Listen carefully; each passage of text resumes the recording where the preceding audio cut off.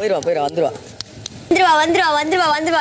ஏற்கனவே 3 பணப்பெட்டி வச்சதுக்கு அப்புறம் 4வது ஒரு பணப்பெட்டியும் வச்சுட்டாங்க. ஆனா இந்த முறை 3 பெட்டி வச்சிருக்காங்க. அந்த 3 பெட்டியில ஏதாவது ஒரு பெட்டியில தான் பணமே இருக்கும். இந்த பணப்பெட்டிய 60 மீட்டர்ல வச்சிருக்காங்க. இந்த பணப்பெட்டிய 30 செகண்ட்ல எடுத்துட்டு வரணும்.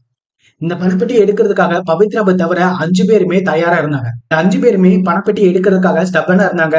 ஒவ்வொருத்தருமே அவங்களோட நியாயத்தை சொன்னாங்க. முத்துக்குமரன் பணப்பெட்டி எடுக்கிறதுக்காக நமக்குள்ள சீட்டு குலுக்கி போட்டுட்டு நம்ம யாரையும் செலக்ட் பண்ணிக்கலாம் சொன்னாங்க. ஆனா அந்த ஐடியாவை யாருமே ஏத்துக்கவும் செய்யல. டிஸ்கஷன் போய்கிட்டே இருந்துச்சு. கடைசியா விஷால் ஜகா வாங்கிட்டு சௌந்தர்யாவுக்கும் ஜாக்லினுக்கும் விட்டு கொடுக்கறதா சொல்லிட்டாரு.